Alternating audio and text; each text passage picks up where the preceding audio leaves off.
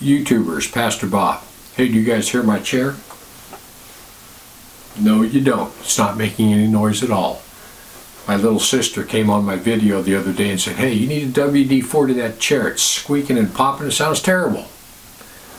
So I did. So now my chair is smooth as silk and not making any noise.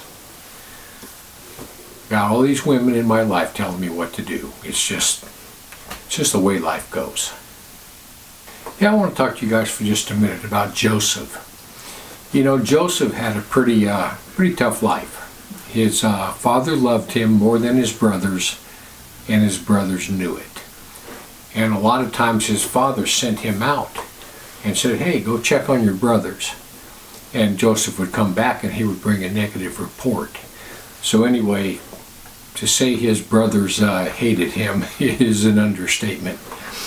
And then he had these dreams. And he had these dreams and he said, hey, I saw you guys bow down before me. And that even made his brothers hate him worse. So one day, same thing, they were out feeding the flocks, and Israel sent his son out and said, hey, go check on him. And so he went out to check on him. They saw him coming. And they said, no, we're going to take care of that dreamer right now. So they wanted to kill him. But one of the brothers, Reuben, convinced them, no, don't kill him. Let's not do that. So they put him down in a pit. And Reuben had planned on coming back and saving him later. So what happened was, while Reuben was gone, they saw these Ishmaelites coming, and they pulled him up out of there and sold him. And of course he went to Egypt and went to work for Potiphar, and he was doing really good. And then Potiphar's wife wanted him, and he fled from her. She accused him of rape, and he went to prison. And he eventually comes out, interprets a dream for Pharaoh, and becomes second in command of Pharaoh in all of Egypt. And then they had a great famine, and his brothers came to buy grain, and they didn't know that that was Joseph. And of course the interaction goes on. So Joseph had a pretty tough life.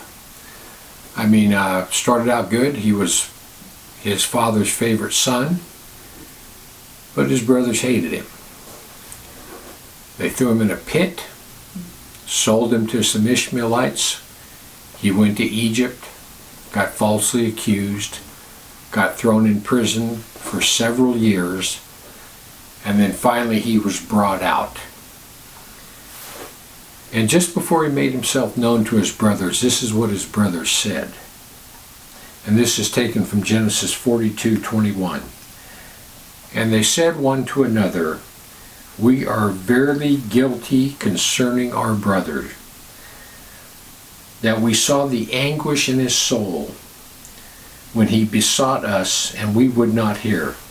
Therefore this distress has come upon us. And Reuben answered, saying, spake I not unto you, saying, do not do this against the child? And yet ye would not hear. Therefore behold also his blood is required.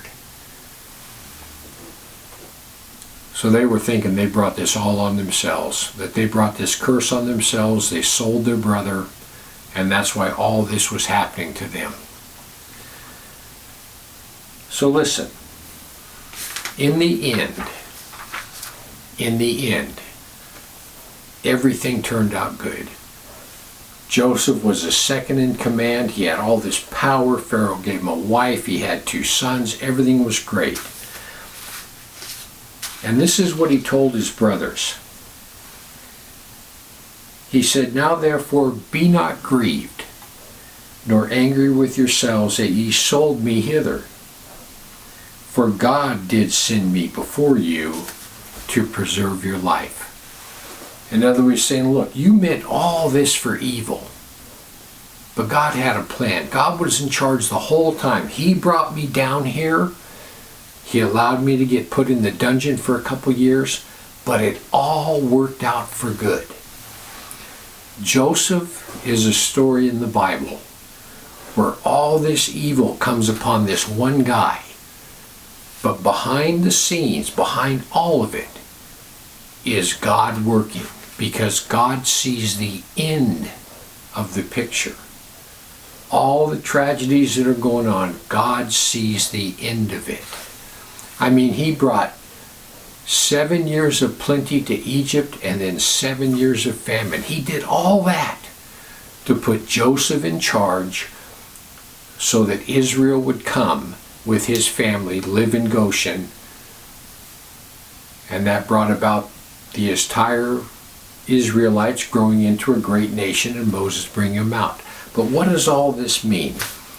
This is what you got to remember with this story of Joseph. It is absolutely an entire story of Romans 8:28. And this is what it says in Romans 8:28. It says, "And we know that all things work together for good to them that love God, to those who are called according to his purpose." People, sometimes life gets hard. Life gets hard for everybody. Life's not all that easy right now with this pandemic going on. But listen, it's all working out for good. God is bringing all these things, even though they seem horrible. God will bring good out of everything. Go back in Genesis, read the story of Joseph. And then when you're done reading it, ponder Romans 8:28.